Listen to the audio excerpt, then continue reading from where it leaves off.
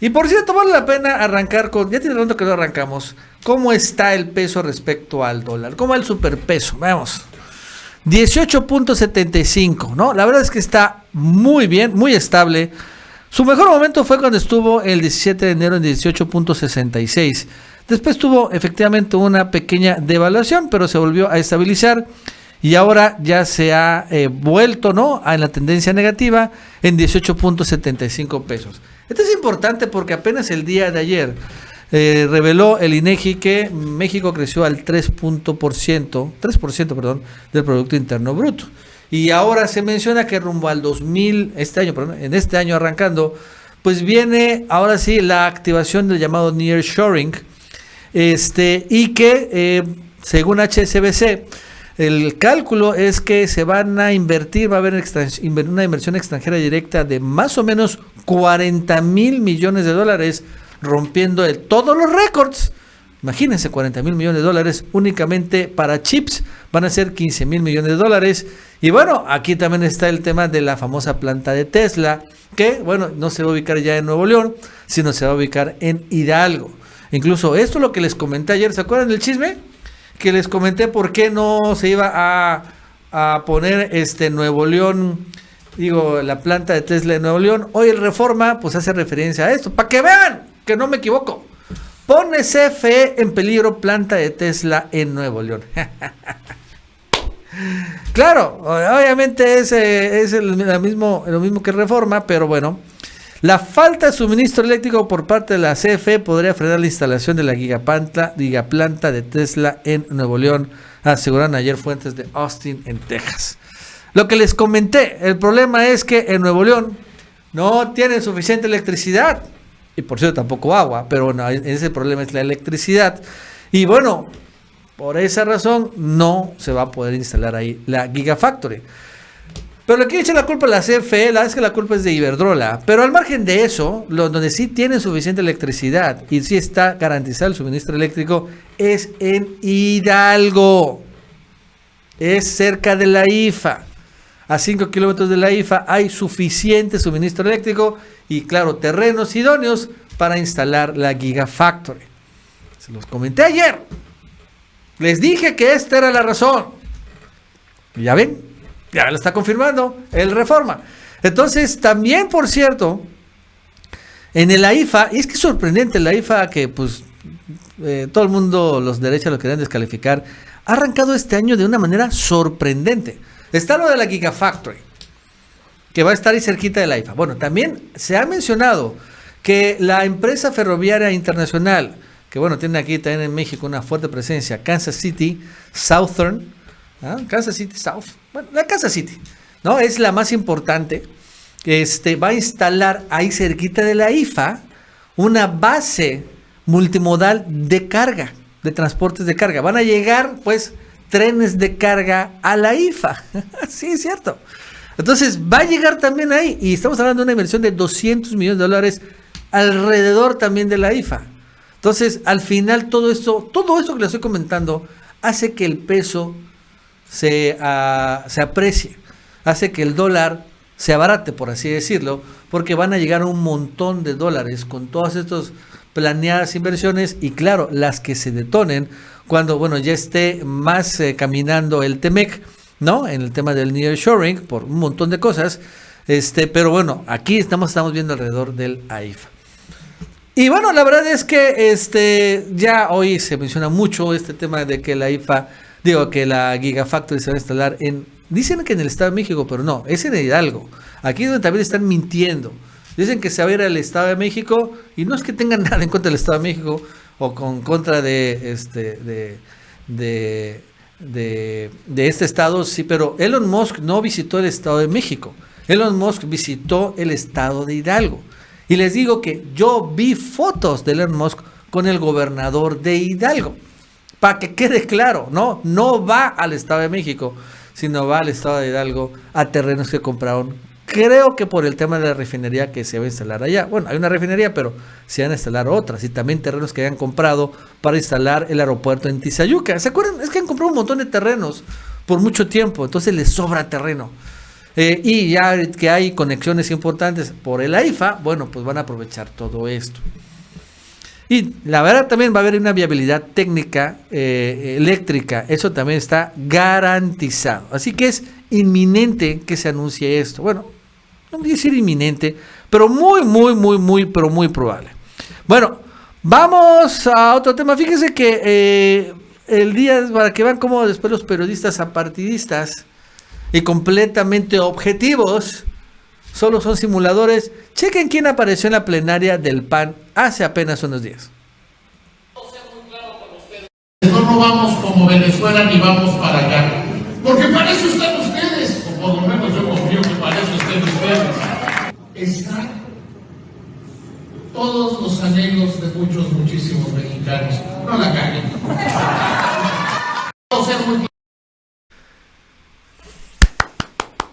Qué bonito viendo a David Páramo como porrista del PAN. Aparte, David Páramo me gusta siempre molestarlo. Con esto, lo molesto cada rato con el tema del superpeso, porque él, como afirmaba, juraba y perjuraba que, como muchos, ¿no? Decían, no, cuando llegaba López Obrador, el peso se iba a doblar a los 25, 30, 35 pesos por dólar. Pasó exactamente lo contrario, y me encanta molestarlo, porque a Chuma lo molestaba cuando el peso estaba por 19, pero ahora a David Páramo lo molesto con el peso en 18. Ya cuando el peso baje a 17 me va a buscar un nuevo cliente. Y también me gusta molestarlo porque David Páramo, ¿no? No está titulado. Él que se dice que es el padre del análisis superior, es experto economista financiero, ¿no? Sale ahí con el PAN como experto financiero. Pues no está titulado. No tiene una licenciatura. Cuando menos Sandra Cuevas tiene una licenciatura. Patito, pero la tiene. Y también una maestría. Patito, pero la tiene. Cuando menos.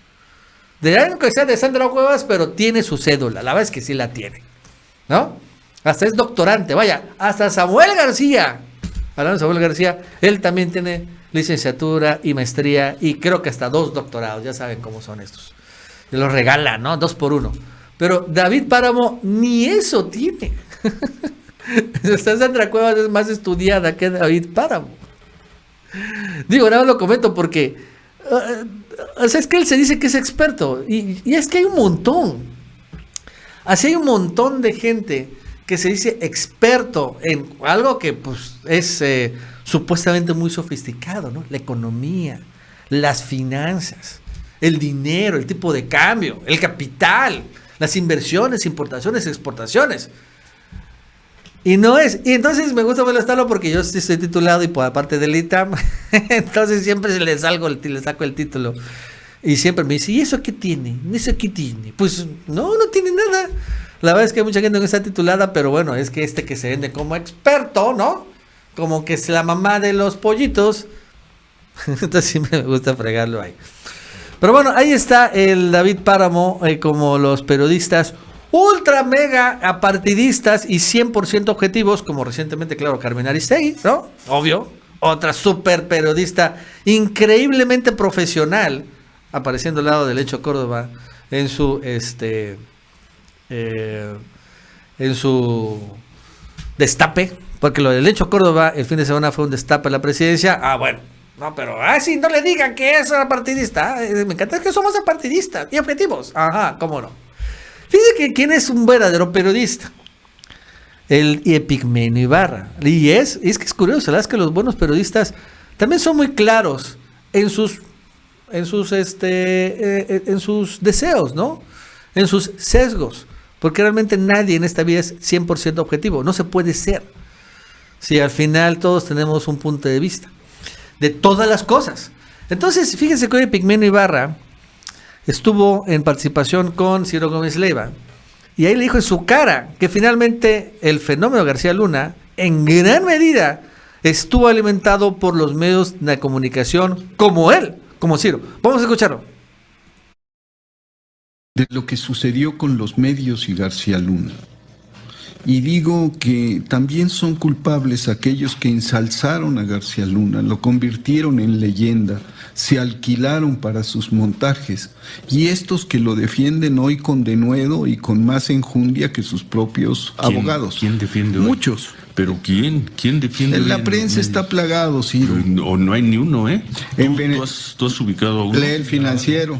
¿Lo leo? ¿Quién? Lee el Financiero y que ¿quién? desacreditan. Juan Ignacio Zavala, Enrique Quintana, Raimundo Riva Palacio. Hugo Iriart, Raimundo Riva Palacio. Pablo Iriart. Pablo Iriart. Yo no he leído Raimundo. una defensa de Pablo de García Es una Luna, defensa. ni de Raimundo. Son, más que defensas, son desacreditar el juicio, plantear que el proceso no sirve, que está viciado. O sea, una y poco, interpretación. y no hablan una en interpretación. absoluto, no hablan del personaje, no hablan de las aristas de este Es un personaje. juicio que está empezando. Lo que no está empezando es la carrera de García Luna. ¿Y? Lo que no está empezando es lo que todos sabemos de ¿Pero García qué tienen Luna. que hacer todos ¿Por opinar qué como demonios, tú? perdón, por qué demonios un hombre que fue señalado, que fue descubierto en un montaje como Florence Cassés, llegó donde llegó? ¿En qué país se hubiera tolerado eso? ¿En qué democracia? Que un jefe policíaco organizara un montaje. ¿A dónde hubiera llegado un jefe policíaco señalado por un montaje de esa naturaleza? Aquí se volvió el superpolicía, la figura señera de la estrategia de Felipe Calderón. No, pero no entiendo, ¿eh? Y lo cubrieron de alabanzas. No Los entiendo. medios lo cubrieron de alabanzas. ¿Qué? Y ahí aparece finalmente Epigmenio, ¿no? Y es que Ciro, es que sí me sorprende, o sea, cuando dice, ¿quién lo está defendiendo? Carlos Marín lo está defendiendo en ese momento. Raimundo Riva Palacio cuando dice que es completamente, no fue Riva Palacio, fue Riva Palacio, ¿no? Que dijo que $1 millón en billete de 100 pesa una tonelada. Es una tontería, es una defensa. Y en fin, un montón. Mauricio llegó, ¿qué tal? ¿Cómo estás? ¿Qué tal, Nacho? ¿Qué tal? Saludos a todos, ahí con algunos contratiempos, pero ya estamos acá en este espacio. Y bueno, pues sí, el tema de los periodistas y García Luna, la gran expectativa el día de hoy es que todavía sigue este testigo Israel, ¿cómo se llama? Se me fue el Israel nombre. Ávila. Israel Ávila está siendo interrogado por la defensa. Que en alguno de esos momentos se le ocurra a la defensa preguntarle por el nombre de este periodista, ¿no? Para ampliar la información y que nos quitemos la duda. Pero bueno, ese es el que estaba en la lista, pero lo que sabemos muy bien, y eso pues ahí está, evidencia histórica, pues es que García Luna tenía varios en la nómina, ¿no? Que son los que lo terminan defendiendo ahora, el propio Ciro, que pues en varias ocasiones ha insistido y repetido que él apoya la idea y la estrategia de Calderón y de García Luna de este enfrentamiento abierto de la guerra contra los cárteles. Él lo apoya, él dice, esa es la opción. Entonces, pues sí, ahí están personajes como él que ya no les queda otra más que también seguir aceptando su apoyo. Y bueno, sí, es que el día de ayer en el juicio de General García Luna estuvo en el estrado Israel Ávila. Y vamos a ver lo que pasó, porque eso es importante, ¿no? Que es el contador de los hermanos Pineda Villa, ayudante de los Beltrán Leiva y luego miembro del cártel de Sinaloa. Confirma él, Israel Ávila, que es contador, que se le daba dinero a García Luna, a quien tenían registrado como el tartamudo y metralleta por su tartamudeo. Metralleta, ta. Asegura que él anotó en los libros de contabilidad varias cantidades, hasta $3 millones a cambio de protección. A Luis Ángel Cabeza de Vaca, ex jefe policíaco de Morelos, Ávila le entregó $500,000 en efectivo en una ocasión. Recibía dinero constante. Ahondó sobre el secuestro de García Luna por orden de Arturo Beltrán Leiva. Los hermanos Pineda Villa lo coordinaron, o sea, que eran sus jefes. Habló de la detención del rey Zambada por el Grande y otros narcos disfrazados del Asiero. Un periodista, y esto es lo revelante, del que no dijo nombre, ayudó a los Beltrán Leiva a difundir la detención del rey Zambada para que autoridades no lo cambiaran antes de presentarlo. Ese periodista avisó a otros, era parte de la guerra del narco. O sea que también, acuérdense, este cuate es contador, el que está testificando, o el que estaba testificando. Y él tenía en la nómina, pues a García Luna y seguramente, Mauricio, a estos periodistas. Y a uno de ellos pues les dijo, oye, ¿sabes qué? Fue detenido el rey Zambada, difunde esta nota con la intención de que no hubiera un cambio, no switcharan o dijeran o salieron libre o hubiera algo, ¿no? Sino que rápidamente pues sacaran la información y por lo tanto ya no podía hacer nada, no sé, la Procuraduría o cualquier otro tipo de autoridad que fue el que realizó el operativo. Pero aquí es la primera vez que veamos, Mauricio, que aparecen chayoteros en pleno juicio. Y bueno, pues ahora sí, ¿no? Dice Ciro que hay un montón, Mauricio.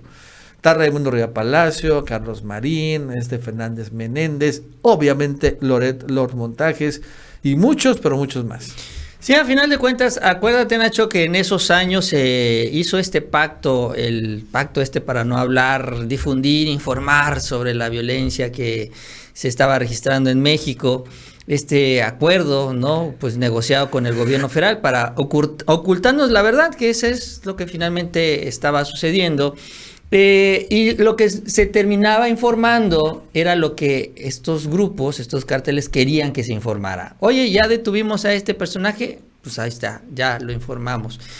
Yo creo que incluso por ahí, Nacho, van las fotografías que también incluso ha criticado el presidente en varias ocasiones ahí en la mañanera, las fotografías que se filtran de Beltrán Leiva, ¿no? Cómo lo acomodan con todos los billetes y todo eso.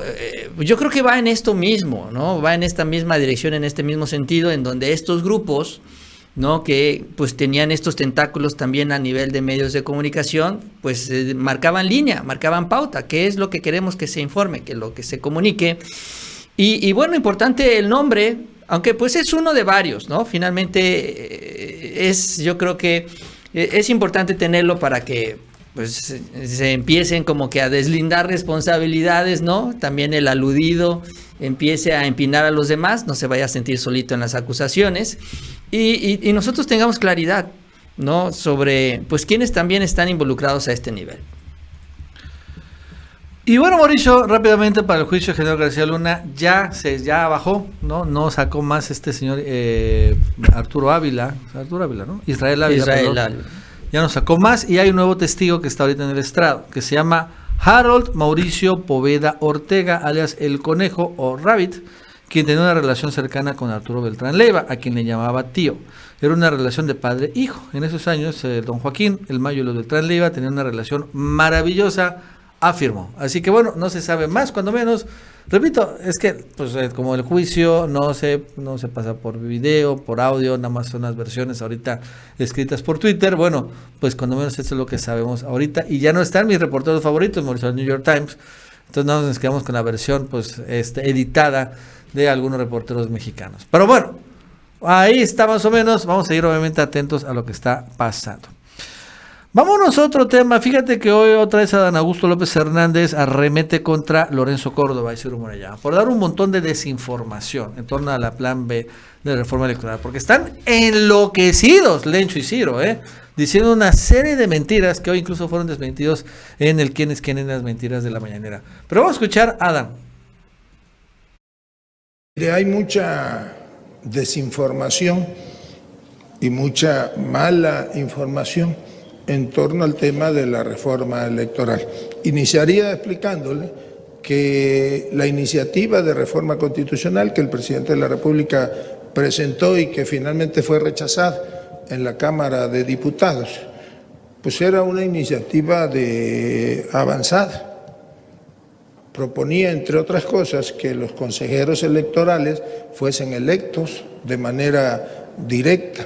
Esto es, que fuesen designados por elección popular, que el Ejecutivo, el Legislativo y el Judicial, cada uno presentara una propuesta, creo que de 20, y se hiciese una jornada electiva y que el pueblo de manera directa decidiera quiénes iban a ser los consejeros electorales. Lo mismo en el asunto de los magistrados del Tribunal Electoral de la Federación.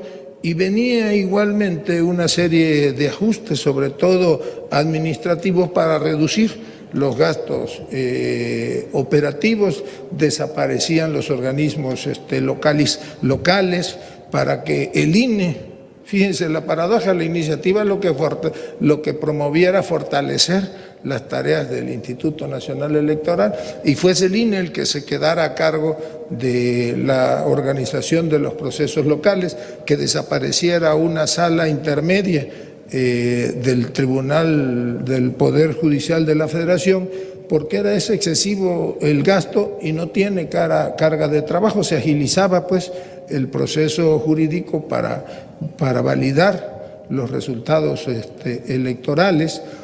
Traía otros elementos, como era el de, que ese finalmente sí está en la iniciativa que se aprobó, era el de permitir que los votantes en el extranjero lo pudieran hacer sin necesidad de acudir al consulado, se hiciera electrónicamente, se hiciera con la credencial del elector, con el pasaporte o con la matrícula consular.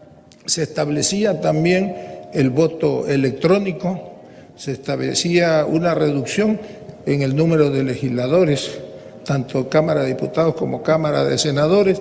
En el número de regidores se proponía a los ayuntamientos que se redujera el número de regidores e incluso se redujera el número de legisladores locales. Pero esto pues no lo quisieron, no lo aceptaron los partidos de la oposición y por ello se presentó una iniciativa de reforma a las leyes secundarias que se conoce popularmente como Plan B.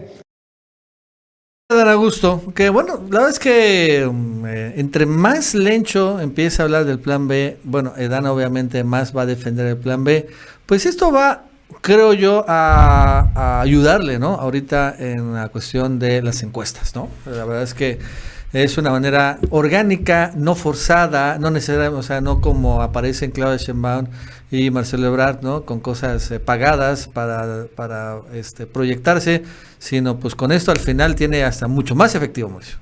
Sí, estas giras, esto tiene ya un rato que lo inició, hace como unas 2 semanas que inició su recorrido por el país. Esto creo que incluso lo arrancó en Veracruz, ahí estuvo ya Adán Augusto.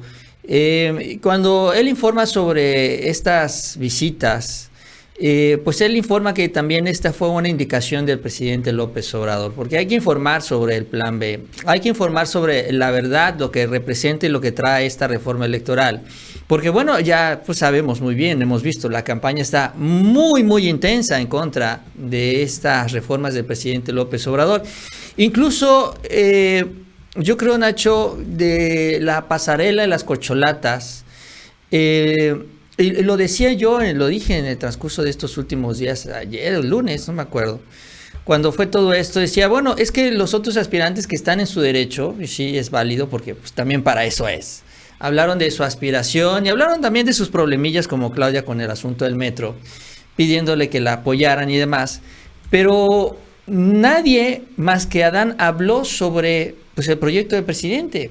O sea, lo que él habló y mencionó ahí es que pues hay que seguir en las calles informando sobre los diferentes avances de la 4T.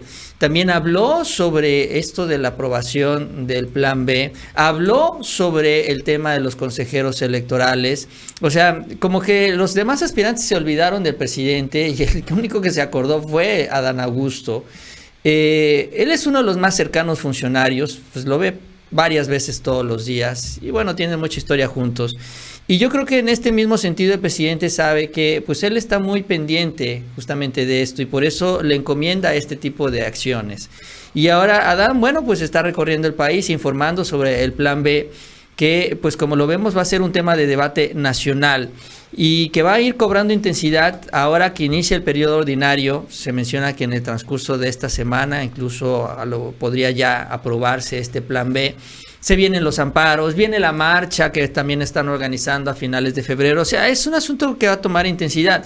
Y ojo, a más tardar, esto tiene que estar definido en la Corte en el mes de junio o de julio.